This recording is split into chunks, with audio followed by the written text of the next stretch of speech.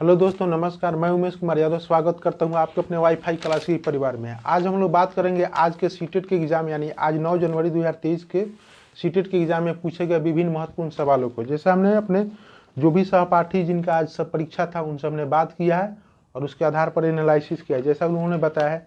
सबसे पहले हम बात करते हैं CDP की।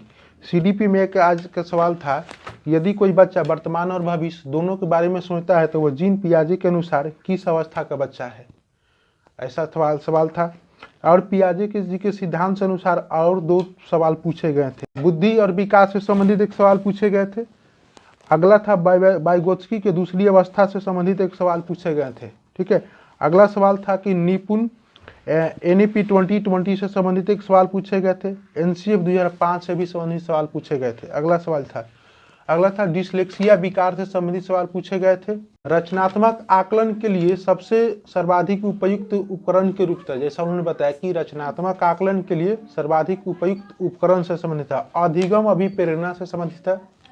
अधिगम और समावेशी शिक्षा से अभिवृत्ति से संबंधित सवाल थे। आकलन के उद्देश्य होना चाहिए, आकलन के उद्देश्य क्या होना चाहिए, इससे संबंधित हुआ था। नैतिक विकसन लॉरेंस कोहलबर्ग के नैतिक सिद्धांत जो दिए हैं उससे दिया था और उसको आगे ऑप्शन है बर्गनर, पियाजे और वाइगोत्स्की, इस तरह से ऑप्शन देते हैं। इसमें से चुन करके कोई एक भरना था इसमें से। अगला जो, अब अगर हम EVS की बात करें अगर आज, तो मधुबनी चित्रकला से संबंधित सवाल थे, जो वही जो प्राकृतिक रूप से बनाता है, बिहार का फेवरेट है, इसमें कला के रूप में आता है। अगला जो सवाल था हाथी से संबंधित सवाल थे। हाथी के समूह से, जैसे हाथी की विशेषताओं को अगले देख लीजिएगा। हाथी के समूह का नेतृत्व हथनी करती है। बच्चे जो 14 साल के बाद उसमें समूह के जो है हथनी समूह को छोड़ देते हैं। एक दिन में कितने भोजन करते हैं, इस तरह से विषय। डायरेक्शन दिशा से था। राजस्थान के नृत्य से संबंधित सवाल पूछे गए हैं। कचनार के सब्जी किस राज्य का डिश के रूप में आता है, इस तरह से। कथकली नृत्य जो अगला था, कथकली नृत्य था। गोलकुंडा के किला से भी सवाल पूछे गए। मैप से जो आज का सवाल था कि पटना और राजस्थान के सापेक्ष दिल्ली किस दिशा में है, जो है पटना और राजस्थान के सापेक्ष दिल्ली किस दिशा में है, इससे संबंधित पूछे गए हैं। निपुण का फुल फॉर्म की बात था अगर आज के तो निपुण का फुल फॉर्म में पूछा, न्यूमरेसी भारत प्रोग्राम है इसका, ये फुल फॉर्म के रूप में है। यानी कि इसका संख्यात्मक ज्ञान के साथ पठन में निपुणता के लिए पहल इसका इस योजना की शुरुआत इसी साल 6 जून 2022 को किया गया है। यानी इसका सपना है कि सब बच्चे समझे भाषा व गणना, इस तरह से इसका है। यानी कि इसको लेकर के 2026-27 तक लक्ष्य रखा गया है कि प्रत्येक बच्चा को तीसरी कक्षा तक पढ़ने लिखने और अंक गणित सीखने की क्षमता को प्रदान करना है इस निपुण भारत प्रोग्राम के तहत। अगले जो पक्षी से संबंधित सवाल था, अब जो EVS में जो विभिन्न पक्षियों के सिलेबस में है, गीद है, बाज है, गौरैया है, इस तरह से शक्करखोरा है, इस तरह विभिन्न तरह के जो पक्षी हैं, इससे भी देख लीजिएगा आपने। अगला हिंदी की बात करें तो हिंदी में सवाल था डिसलेक्सिया से संबंधित सवाल था। पैसेज जो था आज जो महात्मा गांधी जी से संबंधित था, जो आज के जो पैसेज थे हिंदी में वो महात्मा गांधी जी था। अगला जो प्रत्यय था, प्रत्यय चैप्टर से पूछे गए हैं। संधि से था, शिक्षण भाषा से पूछे गए हैं।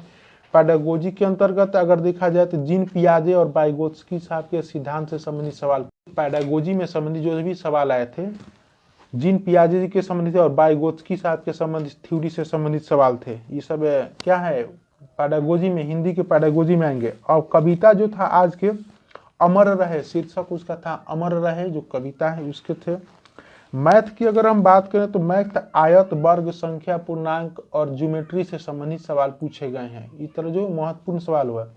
मैं आशा करता हूं कि ये हमारी वीडियो देख करके आपको अपनी तैयारी को और बेहतर करने में सहयोग मिलता होगा। ये सवाल हमने आज जो हमारे सहपाठी जिनका सवाल था आज की परीक्षा में जो सवाल थे उनसे हमने बात करके आपको विशेष हमने फीडबैक और एनालिसिस दिया है।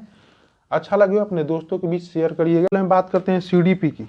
CDP में एक आज का सवाल था, यदि कोई बच्चा वर्तमान और भविष्य दोनों के बारे में सोचता है तो वह जीन पियाजे के अनुसार किस अवस्था का बच्चा है, ऐसा सवाल था। और पियाजे के जी के सिद्धांत से अनुसार और दो सवाल पूछे गए थे। बुद्धि और विकास से संबंधित एक सवाल पूछे गए थे। अगला था वाइगोत्स्की के दूसरी अवस्था से संबंधित एक सवाल पूछे गए थे। ठीक है। अगला सवाल था कि निपुण NEP 2020 से संबंधित एक सवाल पूछे गए थे। NCF 2005 से भी संबंधित सवाल पूछे गए थे। अगला था डिसलेक्सिया विकार से संबंधित सवाल पूछे गए थे। रचनात्मक आकलन के लिए सबसे सर्वाधिक उपयुक्त उपकरण के रूप था, जैसा उन्होंने बताया कि रचनात्मक आकलन के लिए सर्वाधिक उपयुक्त उपकरण से संबंधित था। अधिगम अभिप्रेरणा से संबंधित था। अधिगम और समावेशी शिक्षा से अभिवृत्ति से संबंधित सवाल थे। आकलन के उद्देश्य होना चाहिए, आकलन के उद्देश्य क्या होना चाहिए, इससे संबंधित हुआ था। नैतिक विकसन लॉरेंस कोहलबर्ग के नैतिक सिद्धांत जो दिए हैं उससे दिया था, और उसको आगे ऑप्शन है बर्गनर, पियाजे और वाइगोत्स्की, इस तरह से ऑप्शन देते हैं, इसमें से चुन करके कोई एक भरना था इसमें से।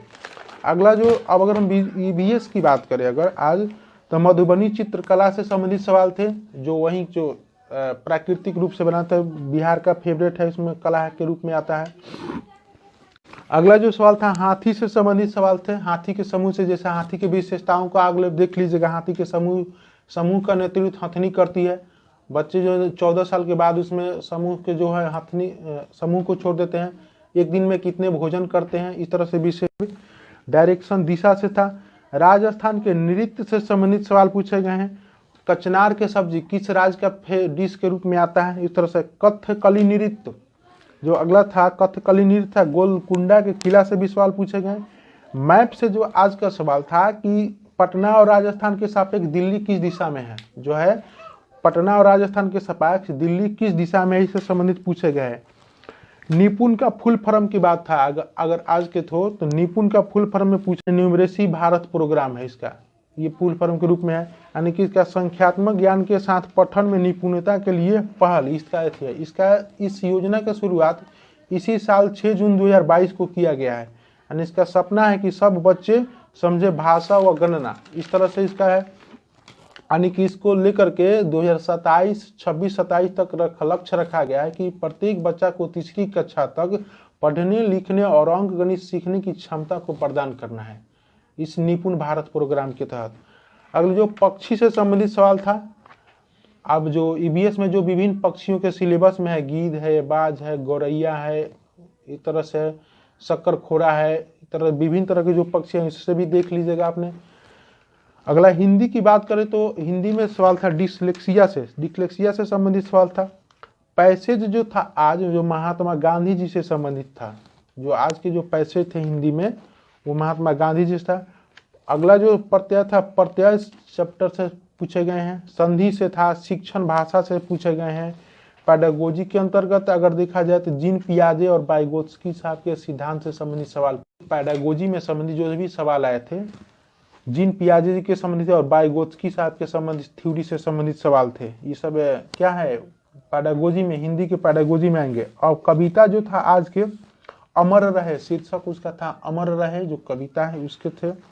मैथ की अगर हम बात करें तो मैथ आयत, वर्ग, संख्या, पूर्णांक और ज्योमेट्री से संबंधित सवाल पूछे गए हैं। इस तरह जो महत्वपूर्ण सवाल हुआ।